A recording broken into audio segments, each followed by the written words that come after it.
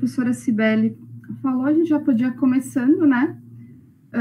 Antes de colocar a apresentação, eu acho que vocês estão me enxergando, né?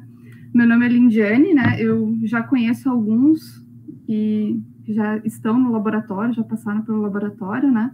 Acho que estão ainda no laboratório. E outros eu ainda não conheço, né? A professora Cibele me pediu para fazer essa apresentação, né? Essa aula sobre tratamento térmico e tratamento ácido de argilas, né? Eu tive a oportunidade de trabalhar com esses materiais durante o meu mestrado e ainda hoje eu faço alguns trabalhos com argilas, né, com argila pilarizada, e me interesso bastante por esses materiais, né, trabalhar com argilas ácidas também, em função de toda a gama de possibilidades que esses materiais oferecem, né. Então, o que eu fiz para a aula de vocês hoje é trazer alguns pontos importantes sobre o tratamento ácido desses materiais, né, das argilas. Você não está me ouvindo, Rayane?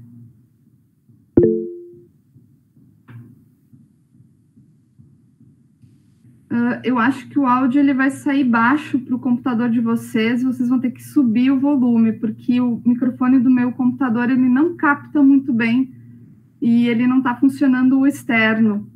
Então, talvez tenha que subir o volume ou usar um fone de ouvido, infelizmente. Acho que para alguns vai funcionar e para outros talvez vocês vão ter que usar esse recurso, ok?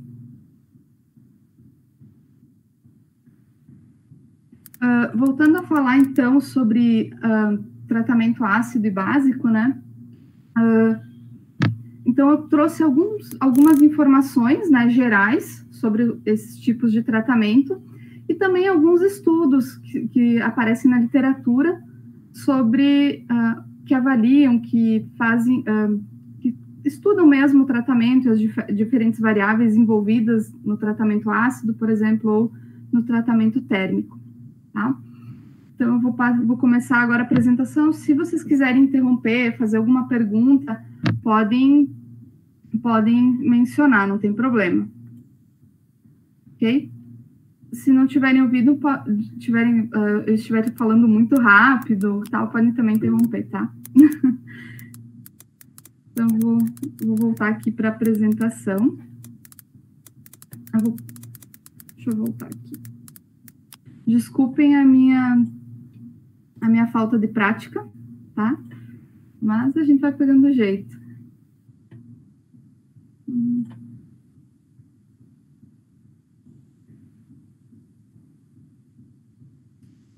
Ok. Então, eu vou começar, então, falando um pouco de tratamento ácido de argilas com produção de argilas ativadas, tá? Então, o que de vantagem eu tenho quando eu trato uma argila com ácidos, né? Quando eu ativo ela. Então, eu vou ter um aumento da porosidade desses materiais. Então, argilas, elas já têm uma porosidade, mas ela é muito baixa para determinadas aplicações.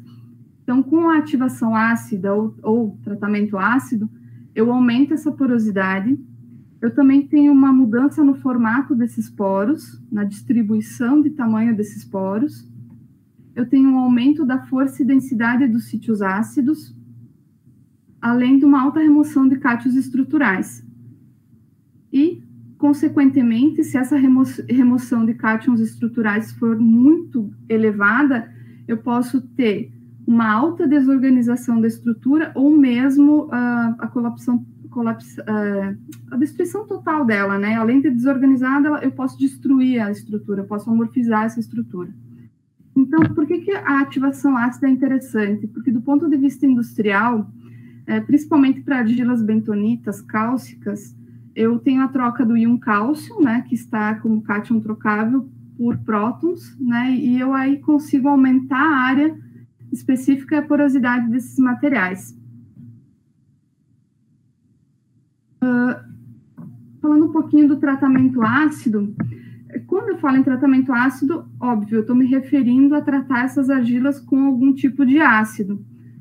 Os ácidos que se dá preferência, no caso, para ácidos inorgânicos, né? Eles são muito mais eficientes no tratamento, principalmente o ácido clorídrico e o ácido sulfúrico. Por quê? eles aumentam a área específica e o volume de poros. Eu tenho uma rápida, eles são mais rápidos na dissolução dos cátions octaédricos, e os materiais produzidos a partir do tratamento ácido com ácido clorídrico e ácido sulfúrico, eles são mais efetivos no clareamento de óleo de palma, por exemplo, né, e de outros óleos. E também eu posso gerar rapidamente novos sítios na superfície desses materiais. O único inconveniente e o maior seria uma maior destruição da estrutura da argila, né? Então, se eu trabalhar em condições muito agressivas, eu acabo destruindo toda a estrutura do argilo mineral. Por que eu não utilizo ácidos orgânicos? Primeiro, porque eles não iam produzir materiais com uma elevada acidez. Segundo, eu teria que ter um processo muito mais demorado, usar concentrações muito maiores, e isso na indústria não é favorável, né? Industrialmente não seria favorável. Então, se opta pelo uso, então, desses ácidos inorgânicos, né?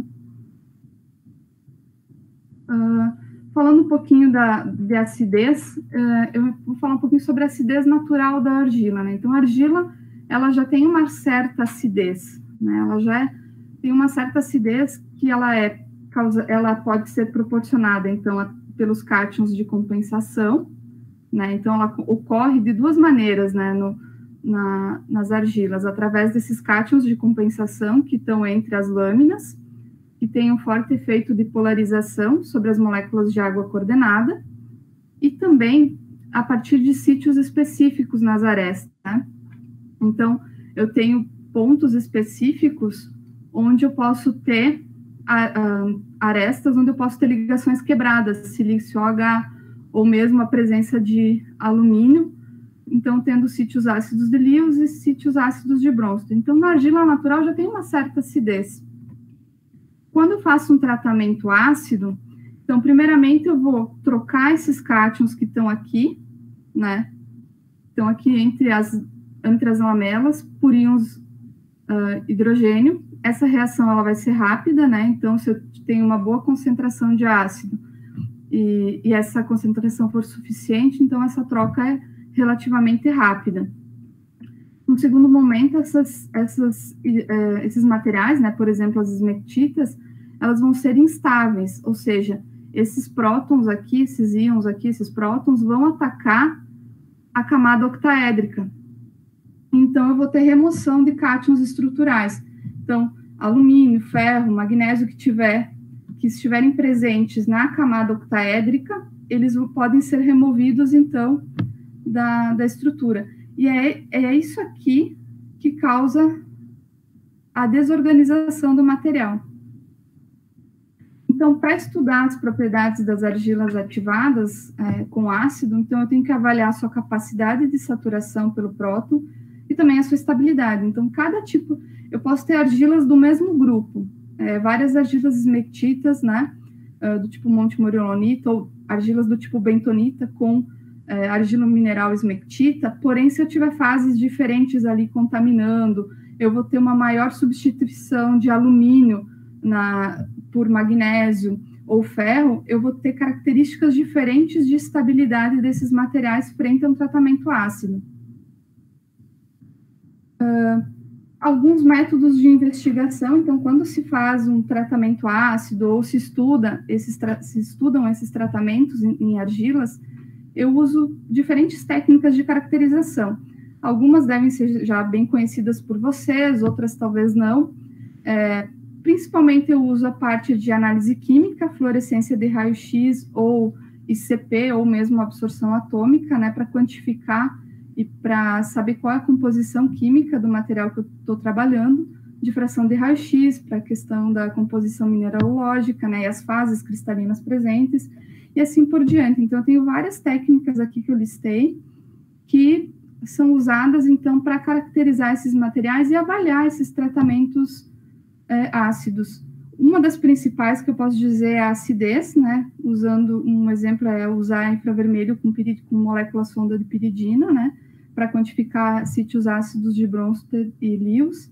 E outra análise é a textural, né? Que é o principal, acho que o objetivo é você modificar as propriedades texturais dessa argila, né? Eu vou ter um material com maior área e maior acidez. Então, acho que essas também poderia elencar como também duas principais na análise desses materiais. Pessoal, se tiver alguma dúvida, é só interromper, tá? Sem problema. Só daí vocês interrompam falando no microfone, que eu não consigo ver o chat. Pode ser?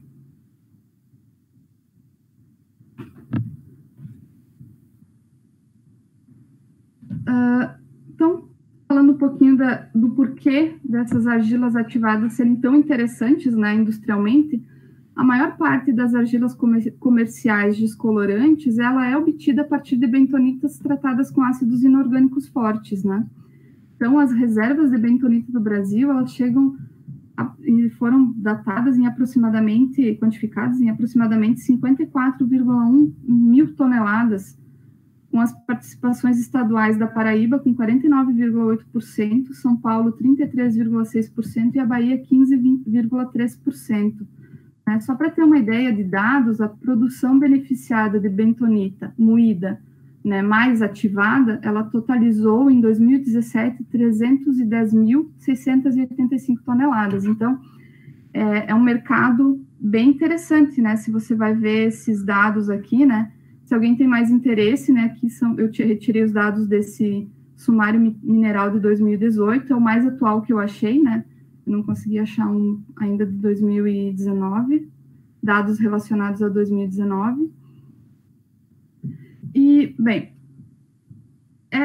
essa parte é mais geral, e agora eu trouxe alguns estudos que falam sobre ativação, né? Na realidade, 2 estudos, que seriam 2 artigos, que falam sobre esse processo de tratamento ácido, né? Para a gente ver, a partir desses estudos, o comportamento de algumas argilas frente a diferentes condições de tratamento, em diferentes objetivos também, de obtenção de material.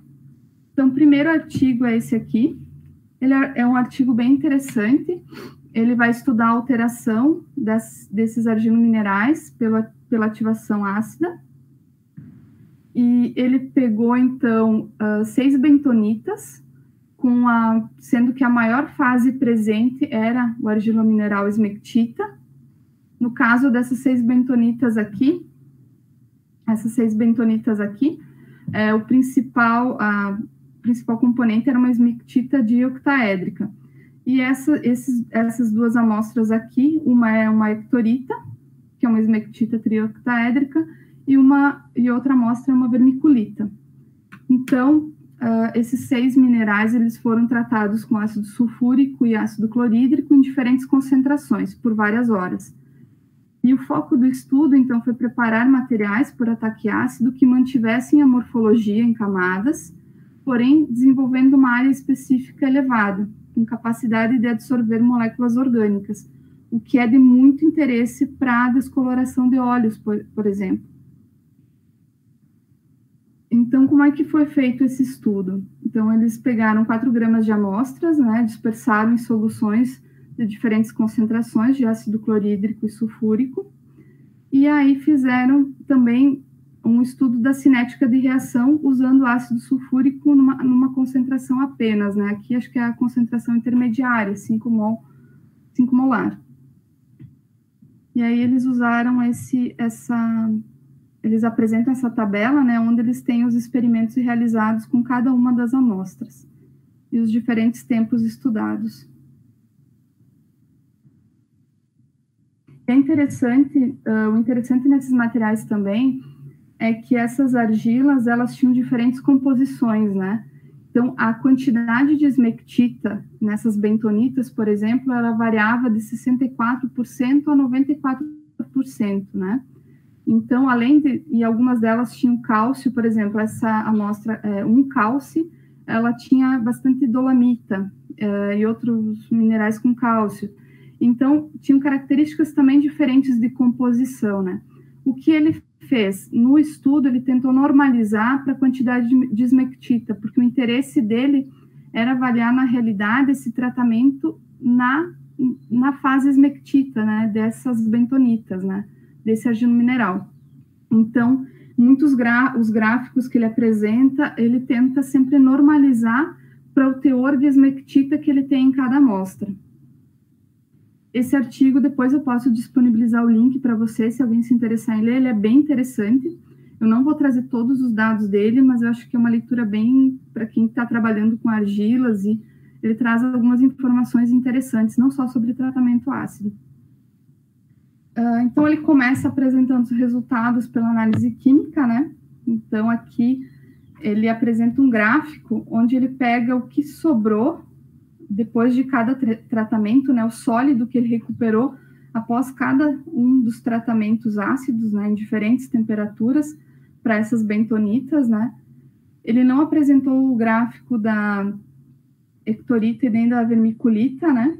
Aí eu acredito que por causa que elas acabam não sendo muito resistentes ao tratamento com o tempo, em relação ao tempo, né? Mas no caso dessas bentonitas, dá para se notar que a concentração de alumínio presente decai conforme o tempo de tratamento prossegue, né? Então, vai chegando a um ponto que você vai tendo muito pouco alumínio. Como ele normaliza esses dados, né? Como ele faz uma normalização desses dados para quantidade de esmectita, então tu tem um momento que você chega quase a zero, né? Quantidade de alumínio, né? Ou seja, ele aqui está dizendo que chega um ponto que eu destruo totalmente a esmectita, né? Eu acabo lixiviando todo o alumínio presente na fase esmectita do material. Então, nesse caso também, desculpa o erro, agora que eu vi, também ocorreu um aumento, né, dos teores de sílica, né, óbvio, como houve a diminuição do alumínio, e também ele observou, né, pela análise química, a diminuição do óxido de magnésio e do ferro nos resíduos, né, o que causou um clareamento do material, né. Então, quando eu tenho muito ferro na argila, ela tem uma cor mais amarelada, né, então ele percebeu, e isso é óbvio, que com o tratamento ácido, como ele está eliminando também, removendo também ferro, esse material fica mais claro, né? Ele fica mais branco. Aqui, então, eu tenho um gráfico com a influência do tratamento ácido na área específica dessas amostras, né? Novamente, ele fez uma normalização. Então, a gente pode perceber que, quando ele começa o tratamento, né? Ele já ganha um aumento na área específica, né? Então, aqui existem amostras que a área fica bastante elevada, e com o tempo de tratamento há uma diminuição, e depois, para algumas amostras, elas se estabilizam, né? Aqui pode ser porque eu já não tenho mais a fase esmectita, ou ela chega num ponto de estrutura que ela se estabiliza, a área não muda, né? Os agregados de partícula permanecem os mesmos, né? Não tem mais remoção de cátions, e aí a área se mantém estável, né? Ele comenta aqui que o ataque à estrutura, ele começaria das bordas das partículas, né? E depois intercamada, né? Com a remoção dos cátions octaédricos, né? Então, esse elevado aumento de área no início é justamente pelo ataque às bordas das partículas. Eu vou, então, tendo menos agregados, eu vou tendo mais agregados, né? Essas partículas vão se desorganizando, e aí depois chega um momento que eu já começo a atacar tanto a estrutura, que ocorre uma diminuição muito grande do volume de microporos e um ataque nas camadas, então que essa área começa a diminuir. Então, só para ter uma ideia, né, nas bentonitas naturais, a área é de 20 a 65 metros quadrados, já na vermiculita é 32. Então, eu cheguei a áreas de 450 metros quadrados por grama, né? Então, há um aumento bem significativo na área depois de 20 horas, né? E aí, depois de 20 horas, essa área começa a diminuir, se estabilizando. Aqui ele apresentou também alguns MEVs das partículas, né? De algumas amostras que ele estudou. Aqui, por exemplo, nas duas primeiras imagens, nessa aqui, ele apresenta o MEV da amostra 4-Vol, que é uma bentonita, né, de octaédrica, e aí a gente pode perceber que no começo, essa argila ela tem uma característica, assim, as partículas são maiores, né, mais agregadas, ela tem esse aspecto de como se fossem folhas, assim, é uma imagem bem interessante, bem característica de esmectitas, né? E quando quando ocorre o tratamento ácido nessas condições, eu tenho agregados menores, ela parece mais desorganizada. Então, esses agregados de esmectitas são um pouco menores e mais finos e mais desorganizados. Com a vermiculita, ele não descreve muita diferença entre uma e outra após o tratamento ácido, né? Ele menciona que ainda ela tem essa morfologia estratificada, né? Mesmo após o tratamento ácido, ela não muda. Não, visualmente, por MEV, ele não consegue ver uma diferença significativa. Continuando um pouquinho, falando um pouquinho ainda desse artigo, né?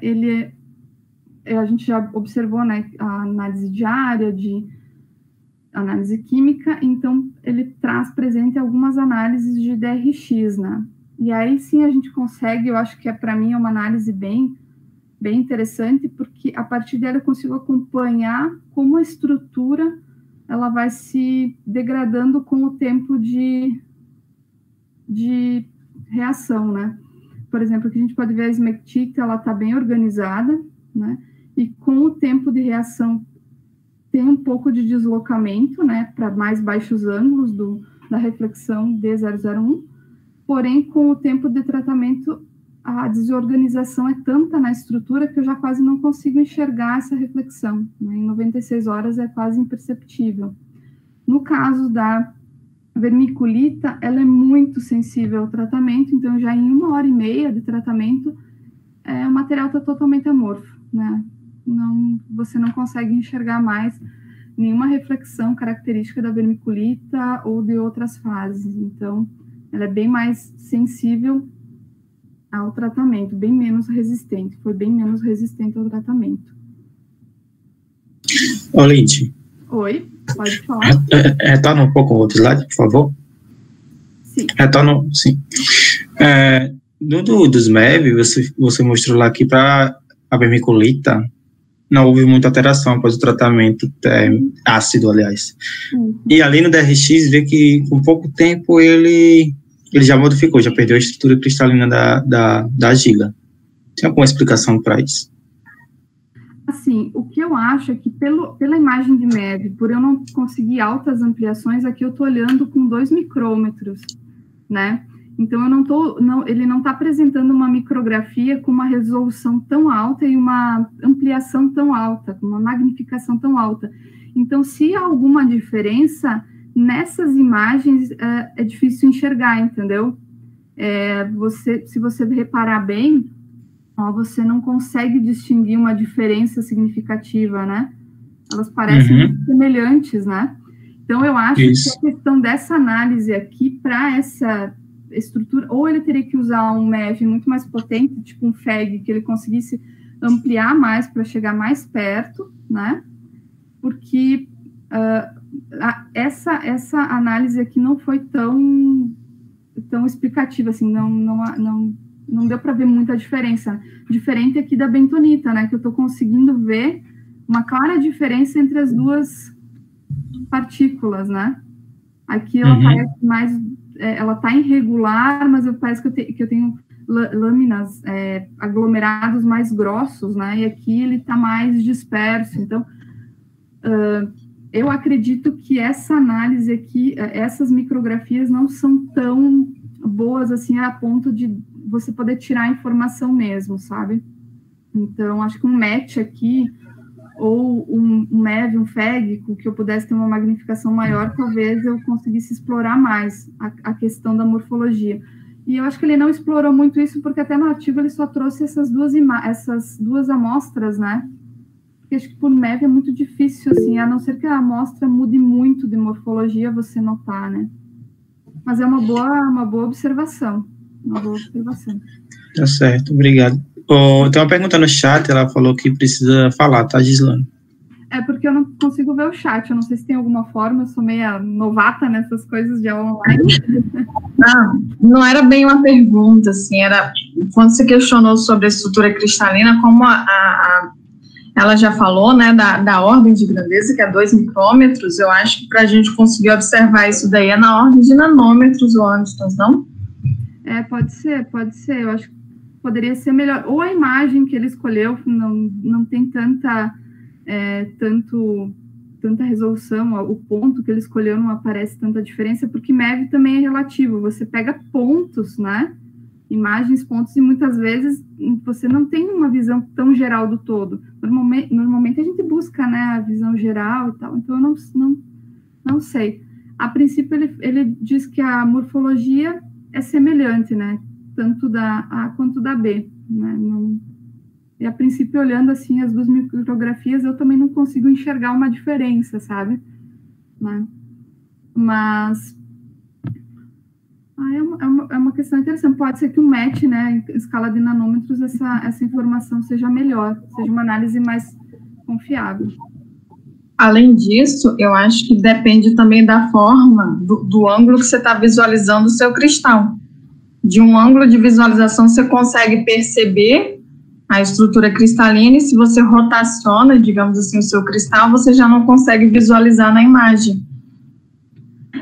Quando a gente fala de estrutura cristalina, eu já vi umas micrografias nesse tipo, que quando a imagem era visualizada com ângulo numa determinada angulação, a gente via os pontinhos que eram os elementos, os átomos e os espaçamentos entre eles, tudo ordenado, e quando você rotacionava o cristal, você já não conseguia perceber mais.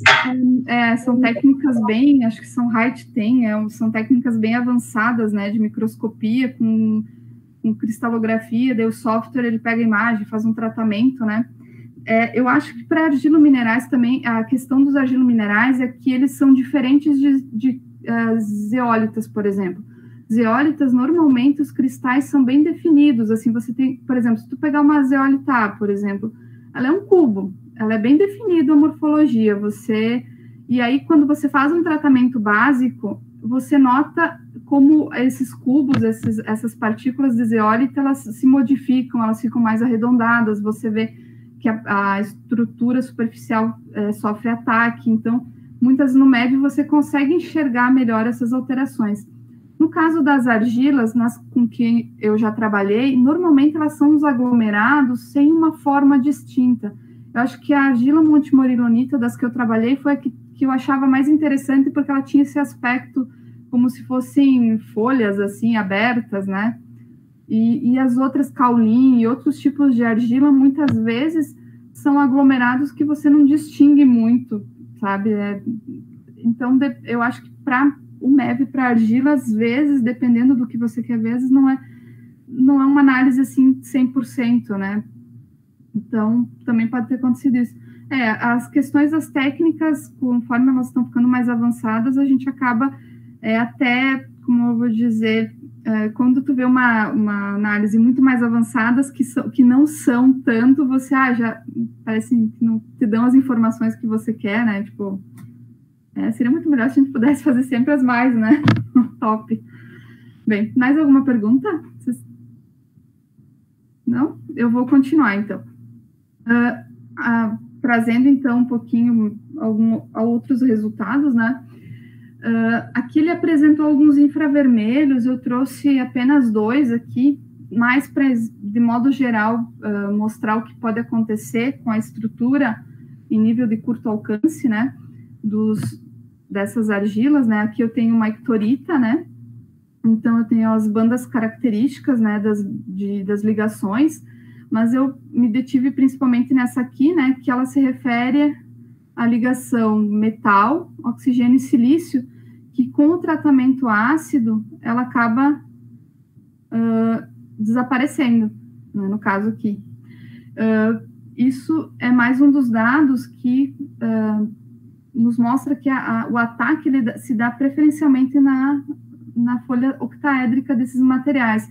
O mesmo acontece para a argila bentonita, só que ela é mais resistente ao ataque, então essas bandas que se referem à presença de magnésio, alumínio, por exemplo, elas vão diminuindo de intensidade, elas só somem quando eu tenho a amorfização do material. Então, lá em 96 horas, essas bandas aqui, elas desaparecem, quase que totalmente, né, por causa da remoção desses elementos da estrutura.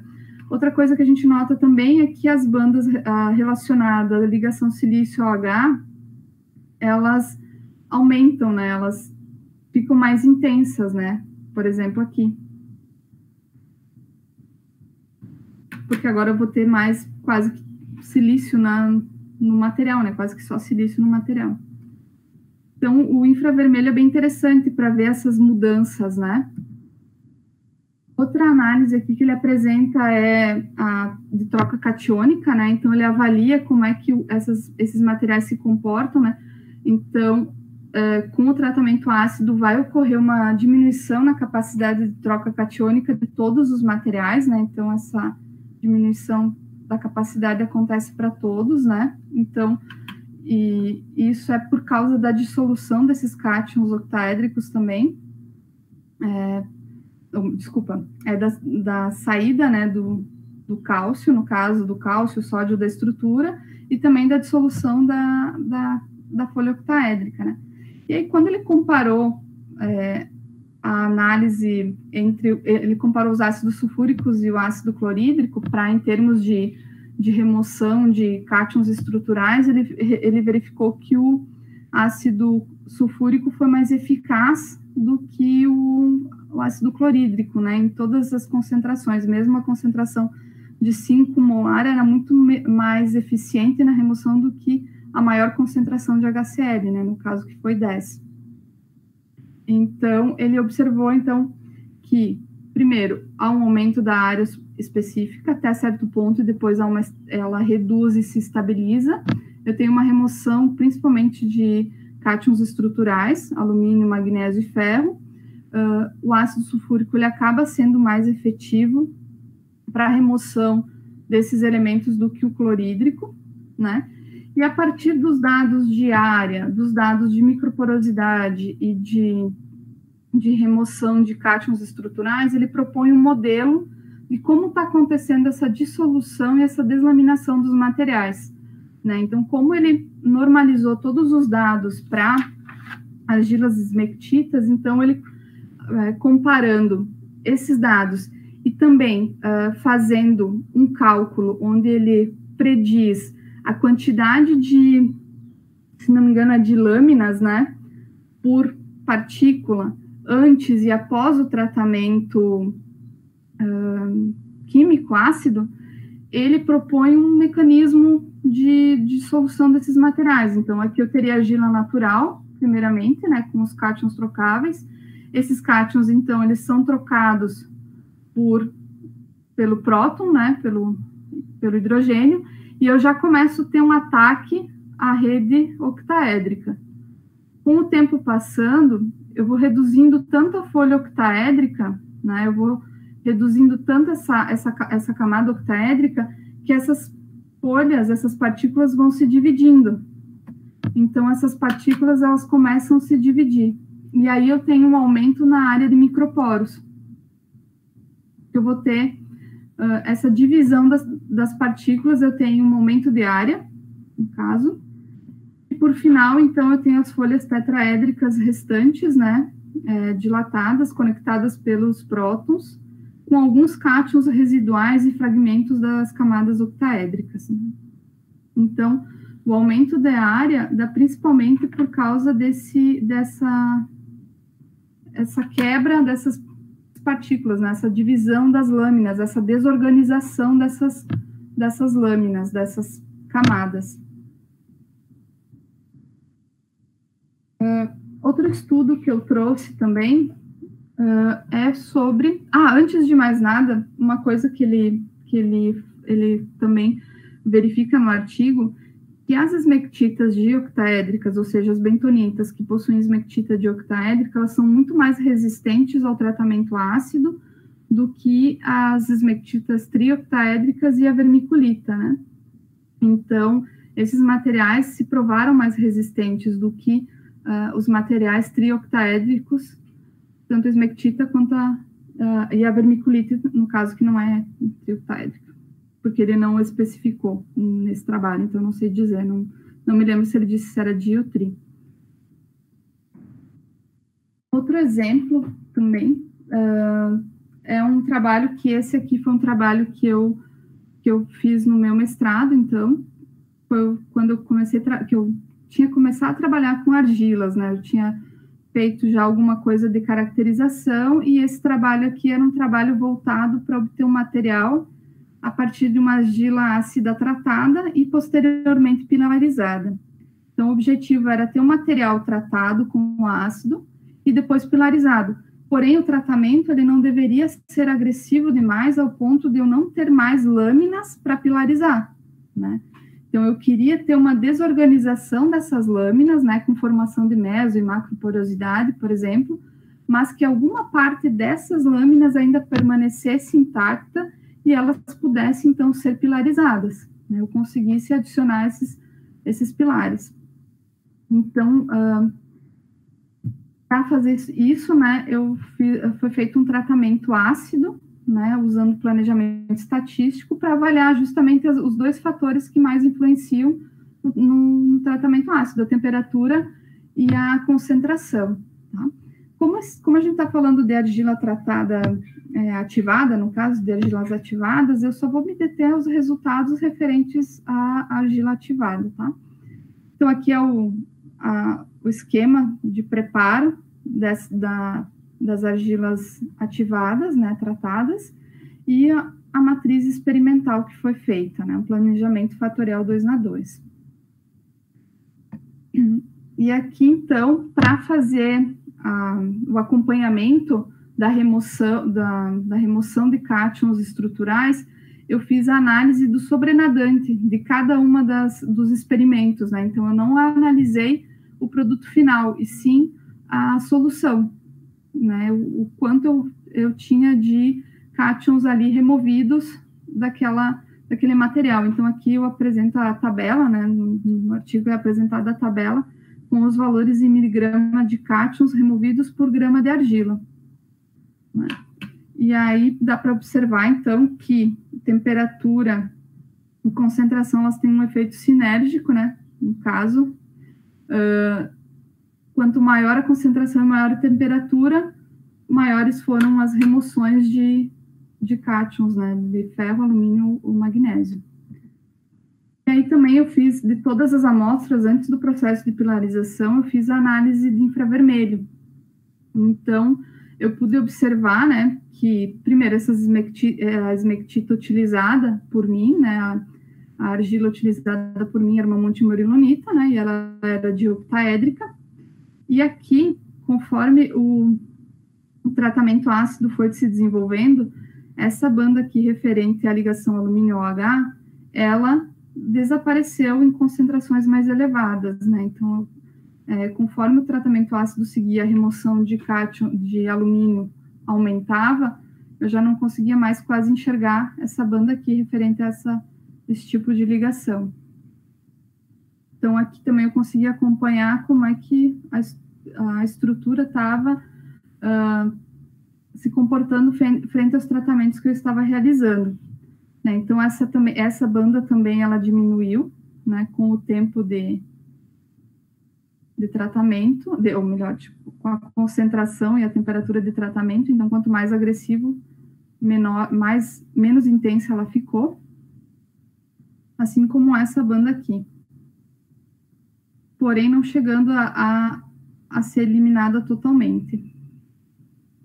E uma coisa que é interessante, porque quanto mais alumínio eu tenho na estrutura da esmectita, mais frágil ao ataque ácido ela é. Então, quanto mais magnésio eu tenho na estrutura, mais resistente a um ataque ácido essa esmectita vai ser. Então, também uma observação que eu quero deixar aqui.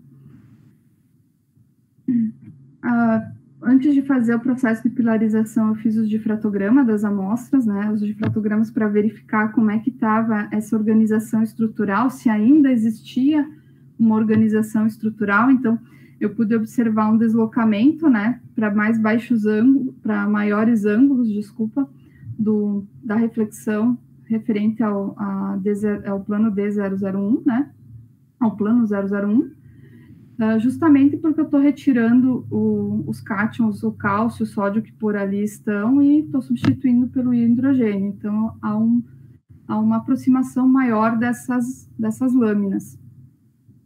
E pude observar também que o tratamento ácido ele não foi tão forte a ponto de desorganizar completamente a estrutura. Eu ainda tenho lâminas empilhadas, eu ainda tenho uma parte do material mesmo a uma alta concentração e temperatura do material ele organizado. Então, isso para mim ainda era favorável, porque então eu posso pilarizar. E aqui, então, são os resultados de área das amostras, né? Aqui dá para ver claramente que a área, conforme o tratamento ficou mais agressivo, ela aumentou e o volume de microporos ele diminuiu, né? Então, eu tenho o volume aqui, com o tratamento ele foi diminuindo. Então, conforme eu aumentava a área, eu diminuía a microporosidade. E com a pilarização, eu consegui aumentar o volume desses microporos, ou seja, eu consegui ter mais lâminas organizadas, né? Apesar de manter muito do material ainda desorganizado. E aqui eu achei esse gráfico muito interessante, porque aqui dá para se observar como o tratamento muda o formato dos poros e o tamanho dos poros. Se vocês olharem aqui, eu tenho a distribuição da argila natural. Ela é bem mais estreita, próxima de 40 angstroms. Conforme o tratamento ácido é mais agressivo, essa distribuição ela fica mais larga e também eu começo a ter poros maiores, né? Mais em escala de meso, macro poros, muitas vezes aqui acho que não chegou a macro. Mas então, o que é importante ver é que esse tratamento, ele modifica também esse tamanho de poro. Por quê? Porque está desorganizando essas lâminas e eu já não tenho mais a mesma estrutura. Então, aqui um resumo do que foi o trabalho, né, que o tratamento ácido ele vai promover essa desorganização estrutural, né, mudando o parâmetro de concentração e temperatura.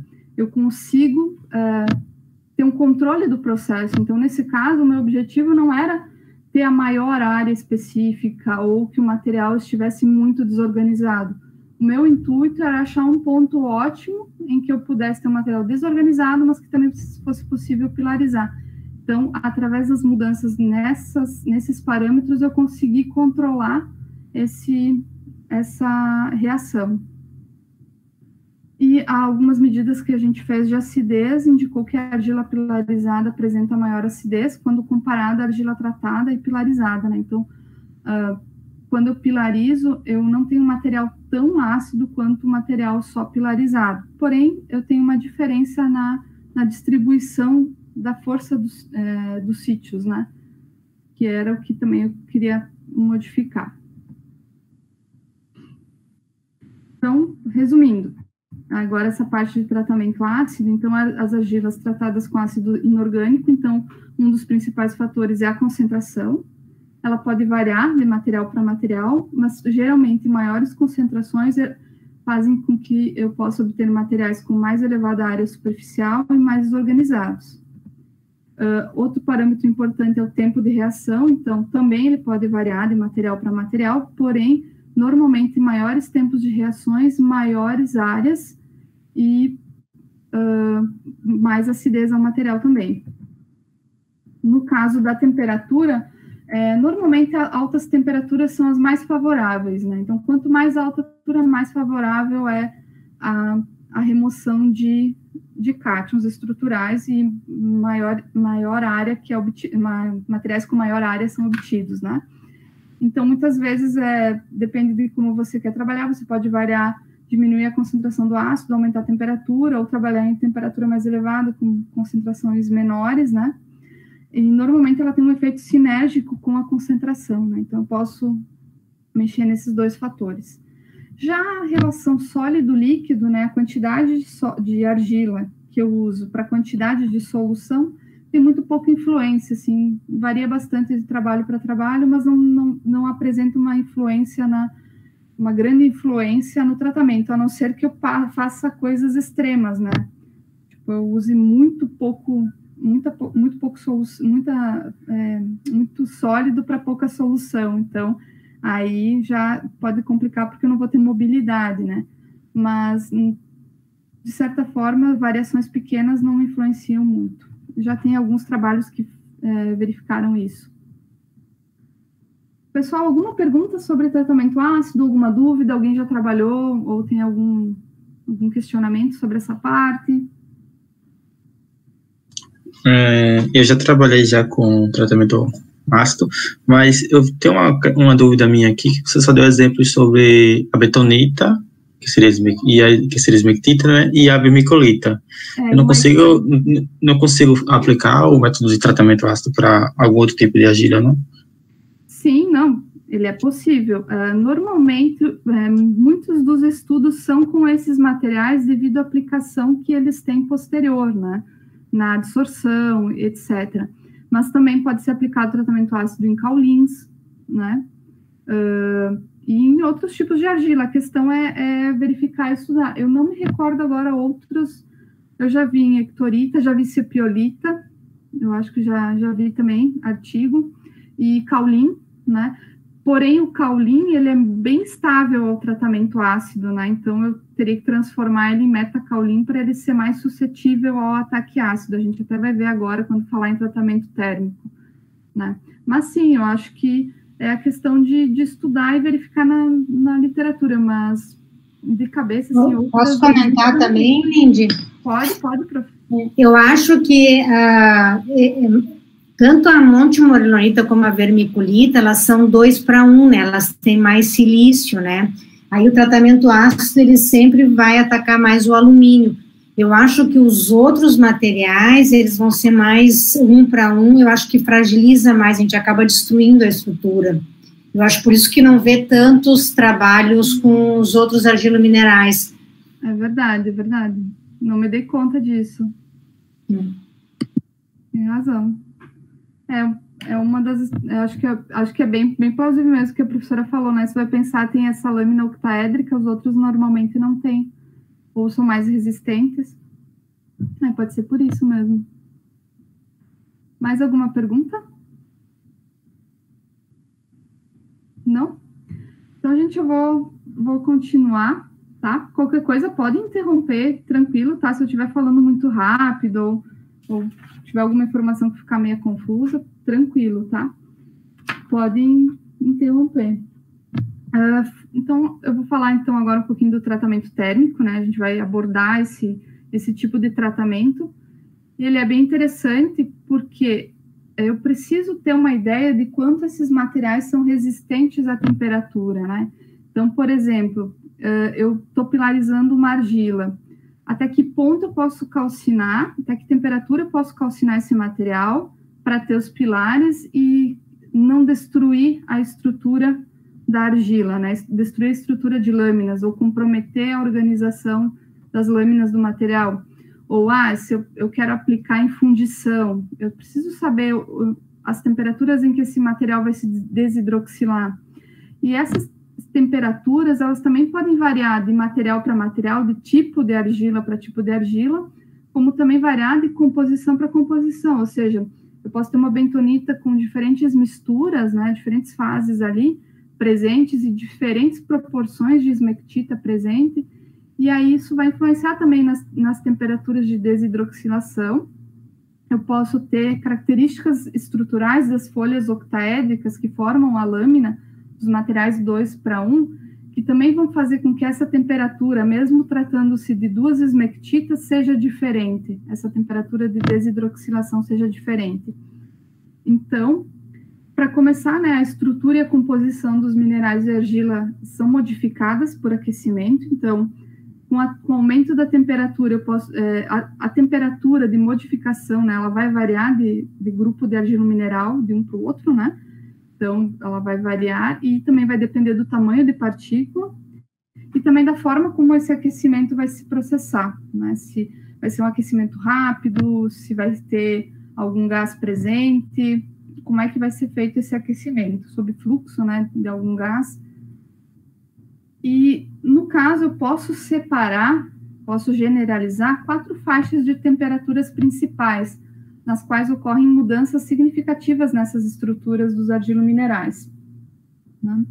Então, eu vou trazer aqui resumidamente, né?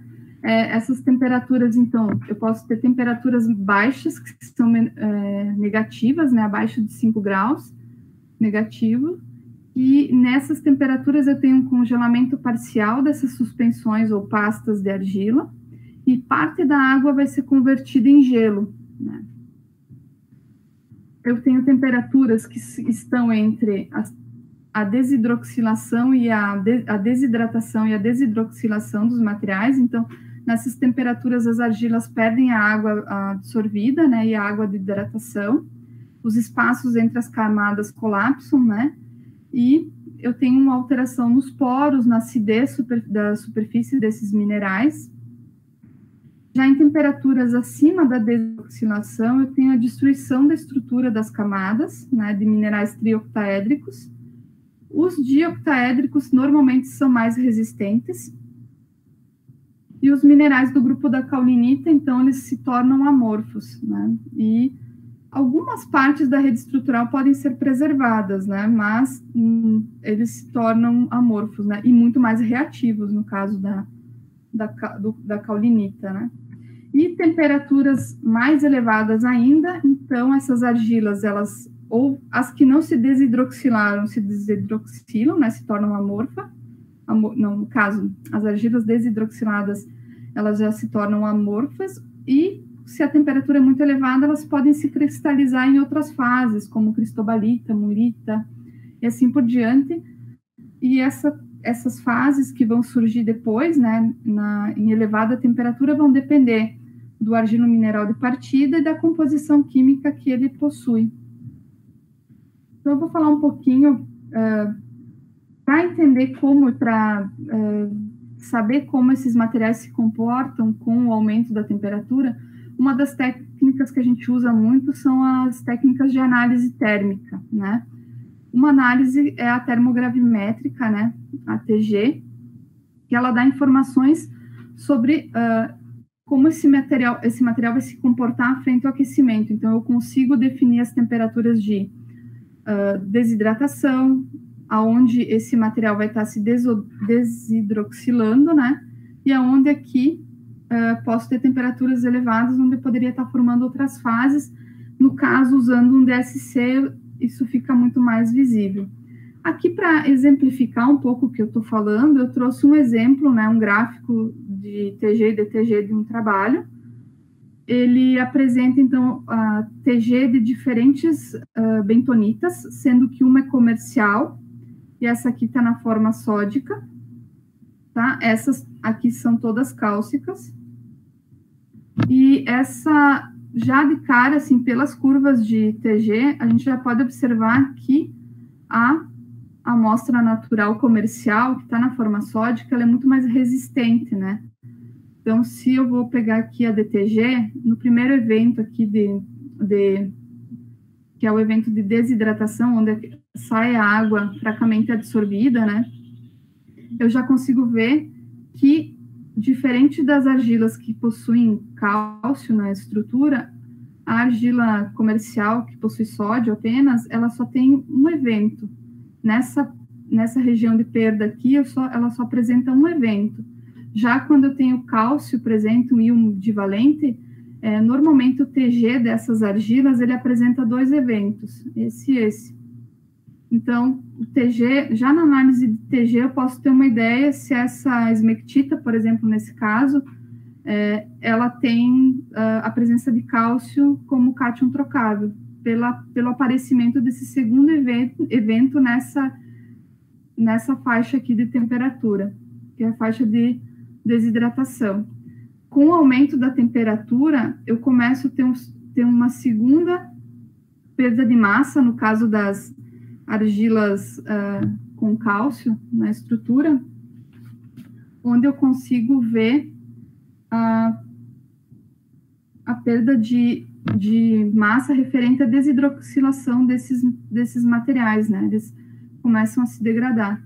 Já no caso da argila natural, essa temperatura de desidroxilação ela é muito mais elevada. eu consigo ver ela é uma temperatura mais, essa faixa de temperatura começa numa temperatura muito maior. Então, por TG, a gente já tem várias informações sobre a estabilidade térmica desses materiais, né? Então, eu já posso ter uma ideia bem interessante. Falando, então, de tratamento térmico, eu vou começar falando de tratamento a baixas temperaturas, né? No caso, a liofilização. A liofilização, no caso, eu vou congelar o meu material, né? A suspensão de argila, e depois a água ela vai ser retirada sobre vácuo. Então, eu tenho uma evaporação da água líquida e sublimação do gelo. Isso vai afetar a estrutura da argila. Então, o processo de liofilização, ele pode tanto fazer com que eu obtenha materiais com alta área superficial ou com baixa área superficial, depende do material. Mas, normalmente, por exemplo, para uma argila, o que pode acontecer é, eu tenho a suspensão, quando eu congelo essa suspensão, essa pasta de argila, eu vou ter partes onde eu tenho a água congelada aqui presente e a estrutura mais desorganizada. Ao remover essa água por liofilização, esses espaços permanecem. Então, eu consigo manter o material mais desorganizado, eu formo mais macroporosidade e mesoporosidade, ou mantenho a porosidade, a mesoporosidade que eu formei no meu processo. Então, alguns processos em que buscam materiais desorganizados, deslaminados, a secagem do material é feita a partir de liofilização. Já quando eu seco ao ar, o que acontece? As lâminas começam a se reagrupar, começam a se depositar, e aí elas começam a se empilhar, então a área vai ser menor, né? Eu não vou ter tanta meso ou macroporosidade. Eu diminuo aquela desorganização que eu consegui com a reação. Então, o congelamento de argilas, ele vai causar algumas mudanças nas propriedades mecânicas e reológicas dos materiais, né? Então, esse congelamento da água, ele pode causar fissuras, causar expansão, né? Levar a rachaduras ou alteração nas propriedades mecânicas das argilas, né? Em alguns outros casos, também a viscosidade e a plasticidade das suspensões, né? Por exemplo, de lita, podem ser aumentadas por ciclos de congelamento e descongelamento. Tem mudanças na porosidade, né? Aí falando agora, no caso da desidratação de argilas, né? Então, eu agora começo a entrar ali na curva, na parte do TG, né? Que eu mostrei ali, falando da desidratação, desidroxilação e as temperaturas de cristalização. Quando eu tenho as reações de desidratação a determinada temperatura, eu vou ter mudanças como diminuição da porosidade, né? Então, eu vou ter uma alteração da macro e microporosidade do material e também na plasticidade. Então, aqui eu trouxe um gráfico que aparece nesse trabalho que eu cito, onde ele pegou vários trabalhos com cepiolita e pegou as áreas BT e plotou num gráfico. Então, aqui eu tenho diferentes trabalhos usando cepiolita. A cepiolita ela foi aquecida, né? E aqui ele observa a variação da área, né? Então, eu tenho, para algumas amostras, com aquecimento, na temperatura de desidratação, eu tenho um aumento da área, e para outras amostras, eu tenho uma diminuição da área, né? Então, por se tratarem de amostras diferentes, né, apesar de serem cepiolita e trabalhos diferentes, aqui pode ter algumas discrepâncias, né? Então, mas observa-se que após uma determinada temperatura, todas as amostras perdem a área específica, né? Ou seja, elas estão se desidroxilando e a estrutura ela está se colapsando, né? E isso acontece para todas elas. Que não fica tão claro é na fase de hidratação. Esses materiais, como eles são desidratados, eles podem ser reidratados, né? E essa reidratação, dependendo do material, pode ser rápida e acontecer a temperatura ambiente, né? Como a desidratação é um processo endotérmico, ao contrário da reidratação, que é um processo exotérmico, esses minerais eles podem até ser usados para armazenamento de energia, né, como trocadores de calor. E essa reversibilidade também pode ser explorada no controle da umidade desses materiais. Com a desidratação também podem ocorrer mudanças na acidez, né? Então, a acidez total e a proporção de sítios de Bronsted e Lewis muda com o estado de hidratação. Então, esses grupos aqui, silício, OH e alumínio, são ácidos de Bronsted muito mais fortes do que os grupos silício H silício ou alumínio H alumínio. Então, a acidez desses grupos aqui, ela pode ser bastante aumentada pela secagem. Então, se eu seco o material a 150 graus, eu consigo ter um aumento na acidez de Bronsted. Tratando termicamente a argila a mais de 500 graus, eu posso, por exemplo, ter um aumento na acidez de Lewis. Pessoal, alguma pergunta? Tudo tranquilo? Estou falando rápido, muito devagar? Como é que a gente está de tempo? Eu estou conseguindo acompanhar do jeito que está. Beleza, qualquer coisa, podem ter. Certinho. E também, assim, dependendo de cada material, eu tenho diferentes temperaturas de desidroxilação e processos, né?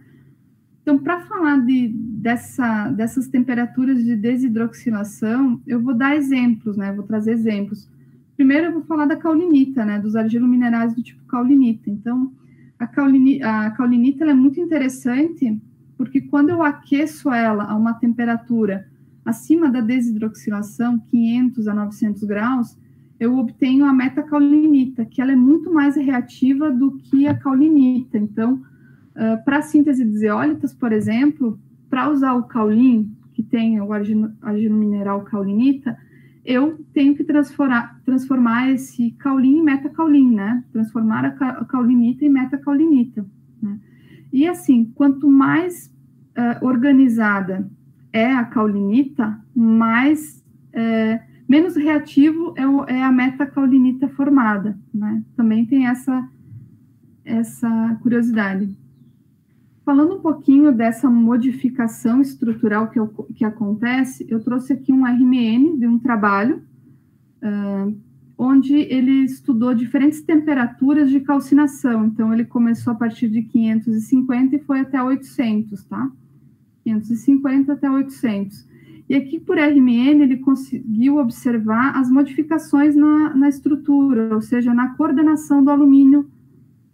No alumínio, por exemplo, ele tem aqui uma alta concentração de alumínio octaédrico, e com o aquecimento, então, eu vou tendo mais alumínio tetracoordenado e pentacoordenado. Então, eu vou perdendo alumínio octaédrico, né? Esse alumínio octaédrico vai desaparecendo. Aqui, eu peguei desse trabalho aqui um gráfico onde ele mostra, né, a evolução da concentração de alumínio octaédrico, pentacoordenado e tetracoordenado, né? Octaédrico, pentacoordenado e tetraédrico. Então, conforme a temperatura vai aumentando, eu vou tendo uma diminuição significativa até o ponto do alumínio octaédrico quase desaparecer. E, ao mesmo tempo, eu vou tendo um aumento da concentração de alumínio pentacoordenado e tetracoordenado.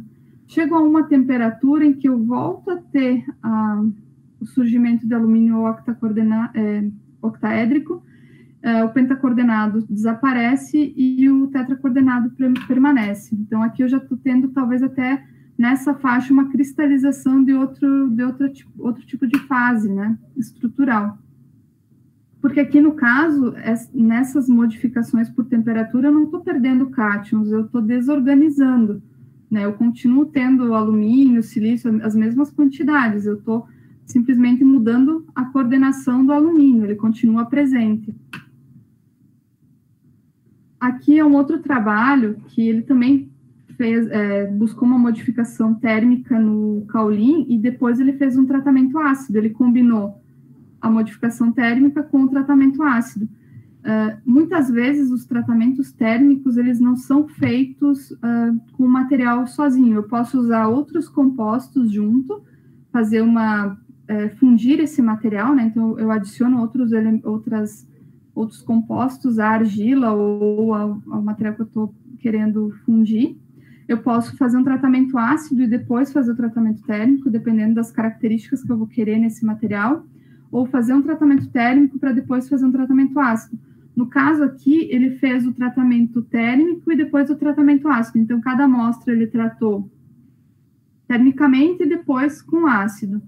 Tratou térmico e depois com ácido. E depois voltou a tratar. Então, aqui dá para observar que quando não tem, que a caulinita ela se torna muito mais reativa ao ataque ácido quando ela é calcinada, quando eu transformo ela em metacaulinita. Então, a partir de 700 graus, eu não enxergo mais as reflexões referentes à caulinita. Esse material já está amorfizado.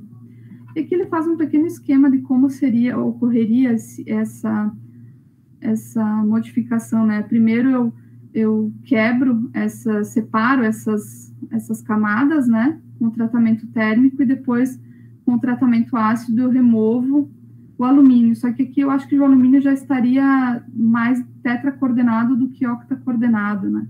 Em função do tratamento térmico. Essa deshidroxilação para materiais do tipo caulinita, né, do tipo 1:1, ela é um pouco diferente do que acontece nos materiais do tipo 2:1, né, que seriam as esmectitas e vermiculitas, se não me engano. Então, as explicações para as mudanças de faixa de temperatura de desidroxilação, elas são um pouco diferentes. Então, para o caso desses argilominerais, 3 características estruturais, elas influenciam. Primeiro é a natureza do cátion intercalar, né? Então, dependendo do cátion que está na estrutura, eu tenho temperaturas diferentes de desidroxilação. A gente observou lá que a argila natural sódica, ela desidroxilou a mais alta temperatura, né? Já a natureza dos cátions octaédricos e a sua força de ligação também afetam quando vai ocorrer essa desidroxilação, né? Então, quanto mais eu tenho de cátions, acho que, se não me engano, é magnésio, mais resistente ao tratamento térmico vai ser esse material.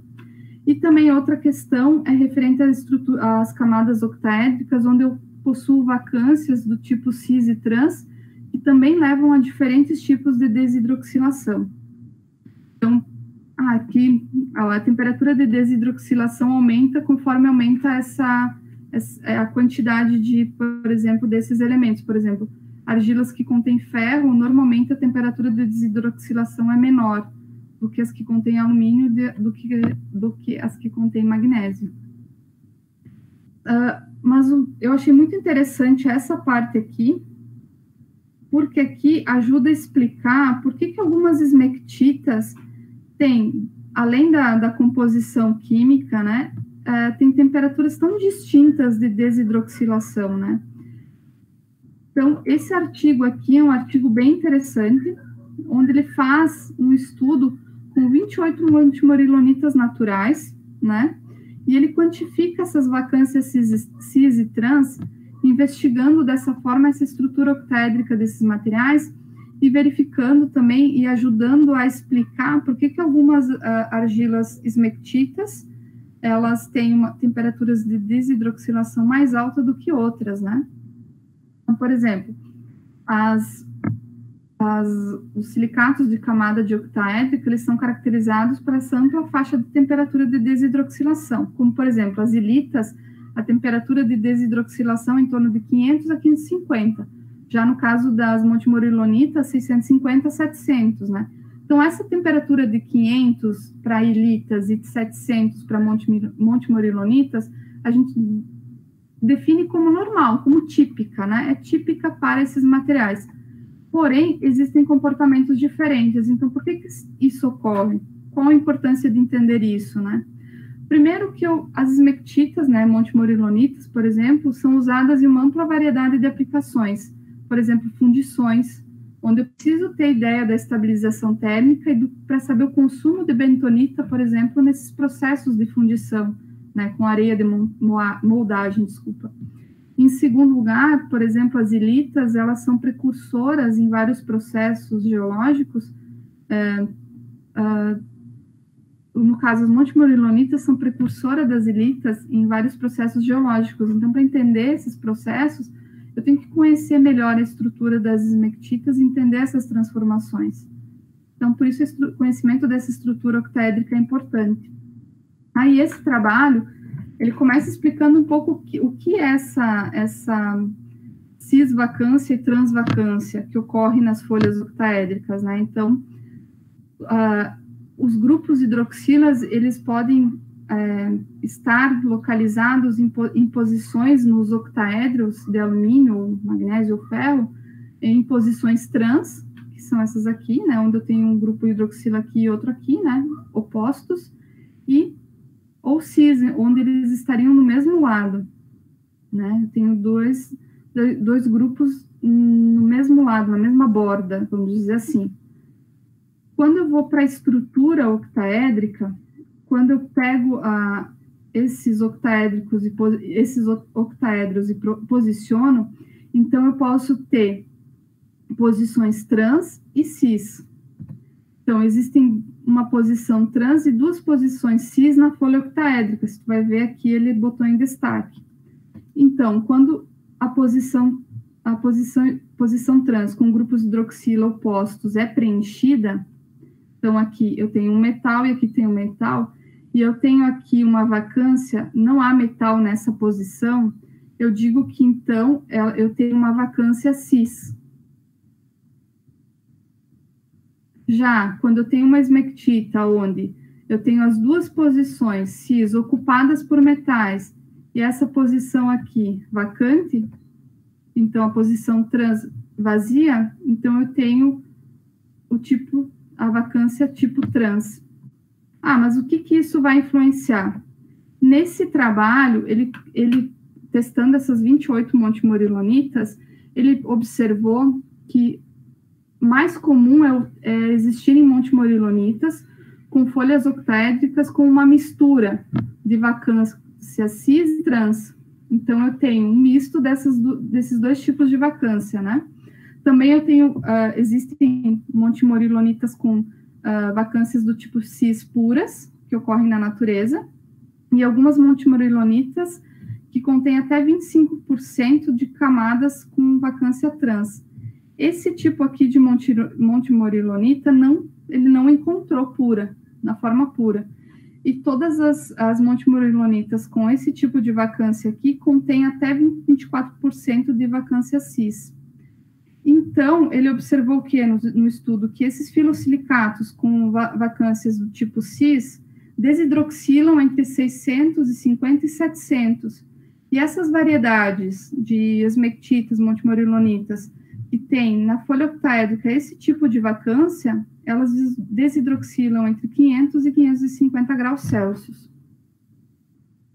Então, ele consegue explicar, a partir disso, um pouco essas discrepâncias nas temperaturas de desidroxilação, né, para diferentes tipos de montemorilonita. Achei bem interessante. Essa informação eu não tinha muito conhecimento, achei bem interessante. E, falando em altas temperaturas, né, depois da fase de desidroxilação, se eu continuo subindo a temperatura, esses materiais eles vão se sinterizar e se cristalizar em novas fases, né? E aí, cada material, dependendo da composição dele, eu vou ter um tipo de fase que se origina, né? Por exemplo, argilas ricas em alumínio, né? Tipo a caulinita, esses exemplos aqui, alofano, pirofilita, montemorilonita, né? Do tipo iome, vão produzir mulita e cristobalita, se eu deixar essa temperatura seguir, né? E já o talco, ele vai formar estatita e cristobalita. Espero que eu não tenha traduzido errado. E além de pequenas quantidades de fase contendo alumínio, né? Então, dependendo da composição, eu tenho diferentes tipos de fases cristalizadas. Eu acho que até em materiais o pessoal usa muito gráficos, né? Ternários, onde eu consigo até ter uma ideia de tipos de fase que vai se cristalizar, dependendo da temperatura, né, que eu vou utilizar.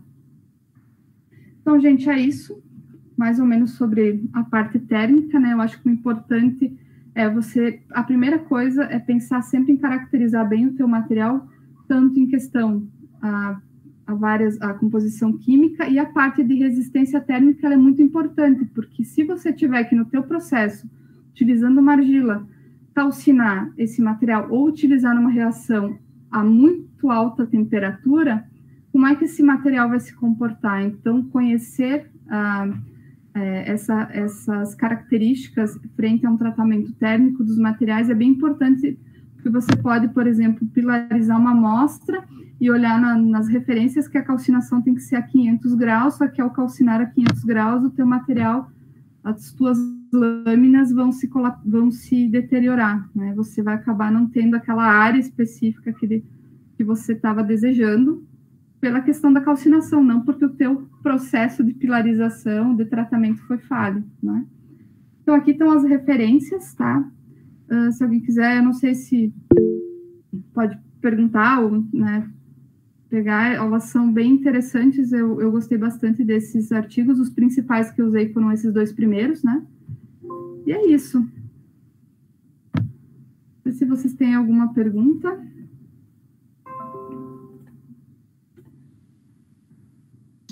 Eu não tenho mais nenhuma pergunta, não. Acho que eu tinha feito sanada já. Só agradecer mesmo. Obrigado. Que bom.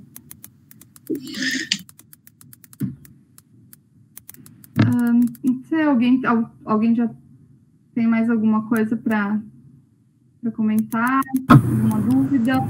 Lidiane? Boa noite, né?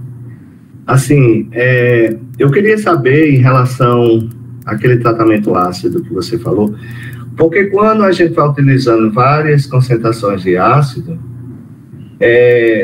dependendo da concentração de ácido que a gente for usando, ele vai destruindo a estrutura cristalina da argila. Então, a partir daí, que se tem, que você vai aplicar numa situação industrial. Por exemplo, a adsorção. É preferível, não sei, né, eu não tenho muita experiência, mas eu andei lendo um artigo, que se atinja a maior quantidade de material amorfo e com macroporos. Então, essa relação, eu estou certo em pensar assim, nessa relação desse tratamento ácido com essa aplicação industrial, por exemplo, para clarificação de óleos, de papel, essas coisas, tem essa relação do estudo da concentração do ácido com a destruição aí modificação da estrutura cristalina? Sim, assim, ó, quanto mais agressivo for o teu tratamento, ou seja, quanto maior a concentração de ácido que você utilizar, e quanto maior a temperatura e o tempo que você deixar de reação, mais você vai atacar a estrutura e você vai ter áreas maiores e você vai ter uma acidez maior. Porém, todo material tem um limite, então a questão é saber no teu material qual é esse limite. Normalmente os estudos que apresentam, normalmente esses estudos de ativação ácida e tratamento ácido, eles são acompanhados de reação.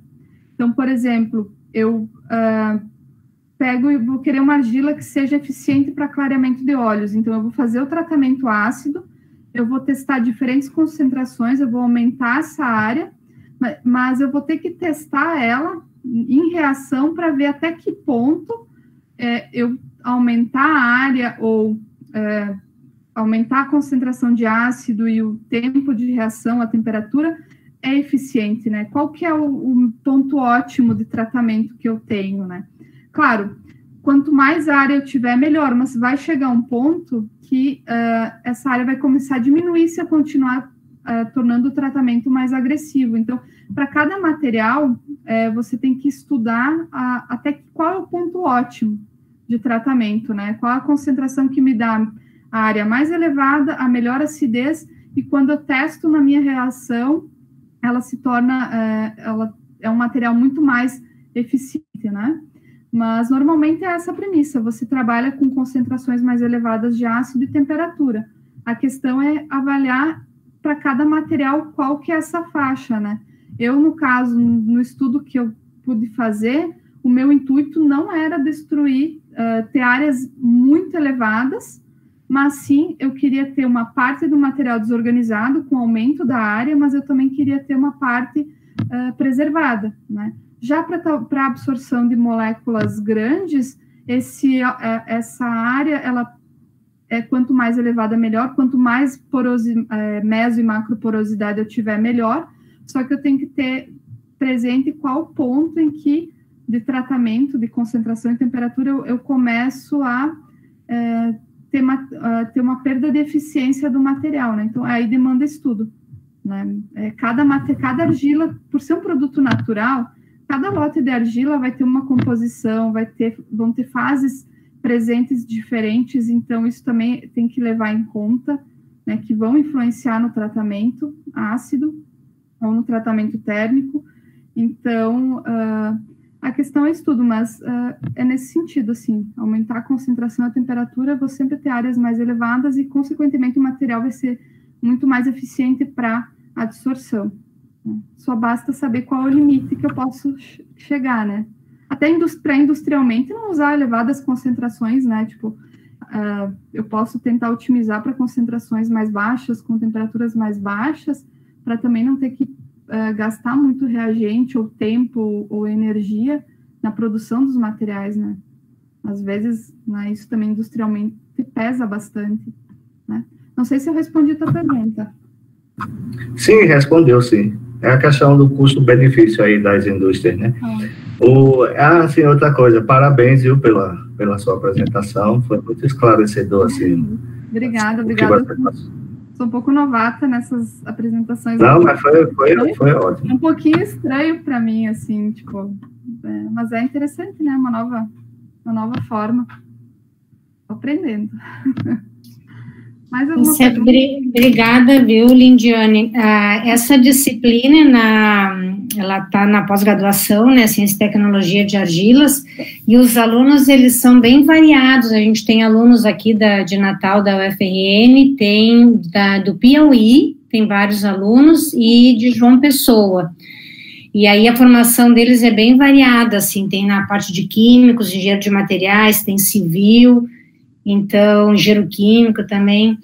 E aí a gente viu toda a parte de estrutura e nomenclatura dos argilominerais, depois a gente viu caracterização, o Rômulo revisou de novo, né, a parte de estrutura e deu sobre raio-x. A esposa dele, a Simone, estava dando sobre fluorescência para nós, ela deu segunda-feira também. E aí agora a gente está vendo um pouco as aplicações, né, desses materiais em diferentes áreas, né. Aí o Júlio também veio, falou sobre fluido de perfuração. Aí, como tu tinhas esse artigo, né, de tratamento ácido, que eu te convidei para falar do ácido térmico, né? Foi bem legal. Eu que agradeço o convite, porque é bem bom voltar. Esses materiais são bem interessantes, eu gosto bastante, né? E tipo, só não amo mais que zeólita, mas gosto muito, então é legal poder partilhar o que eu aprendi, o que eu estou aprendendo sempre, né? São materiais naturais e bem interessantes. Foi um prazer. Então tá, eu agradeço. E às vezes eu acho também assim, porque senão fica muito cansativo para eles ter aula sempre comigo, né? E aí se tu traz outras pessoas, mesmo que ela diga a mesma coisa que eu já disse, é outra forma de falar, e eu acho que fica mais fácil para eles também. E eles também conhecerem, né, outros pesquisadores, né? Para ajudar todos eles, de uma forma ou outra, estão trabalhando nas suas teses, dissertações com argilas, mas são aplicações e argilas diferentes, né? Até assim, se alguém precisar, quiser entrar em contato, fizer alguma referência e tal, estou à disposição, tá, pessoal? É legal trocar figurinha e trocar artigo, então também me coloco à disposição.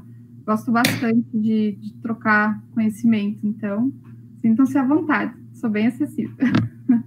Tá bom, obrigada então, Lindy, tá? Muito obrigada mesmo. Então, tchau, pessoal. Então tá, tchau, Lindiane. Tchau. E, pessoal, então eu já fiz a chamada, quando a Lindiane estava dando aula, eu fui vendo quem estava presente, tá? Aí, eu acho que sexta-feira a gente podia tentar ter aula. Eu queria rever com vocês sobre argilas pilarizadas, que eu passei aquele vídeo que o Anderson Paródia fez, mas daí eu queria fazer uma apresentação minha, mostrar para vocês um pouco sobre argilas pilarizadas que eu já trabalhei. Aí eu tinha pensado em sexta a gente dar aula, não sei se para vocês fica muito complicado, porque daí segunda que vem nós temos de novo a Simone, quarta é feriado, né, do servidor. Então, como a gente sempre faz, né, uma vez por semana uma aula síncrona, daí eu não sei se vocês estão muito cansados, se vocês querem ter aula nessa sexta, ou eu dou alguma aula síncrona, porque eu sei que a gente sempre faz 2 encontros de um não, né, para não ficar muito cansativo. Não sei como é que vocês estão. Dá certo a gente ter aula nessa sexta? Ainda assim. Também pode ser, professora. Sabe por quê? Porque daí na semana que vem eu vou estar no Ibero-Americano de Catálise, eu estou com algumas palestras para dar, daí eu prefiro deixar a síncrona na semana que vem, que eu estou um pouco mais atrapalhada. Então tá, então a gente se vê na sexta. Alguém gravou essa aula da Lindiane? Não. Aí, se alguém gravou, eu ia pedir para botar no grupo, tá? Ah, que bom, Thaís, porque eu perdi um pouco o início que ela falou, eu gosto depois de rever. Aí é bom porque, né, se alguém quiser rever a aula. Então tá, gente. Então, prazer ver vocês, mesmo que seja por fotografia, né, que as câmeras não estão abertas. E a gente se vê, então, na sexta-feira, tá bom? Um beijo para todos. Tchau, até sexta.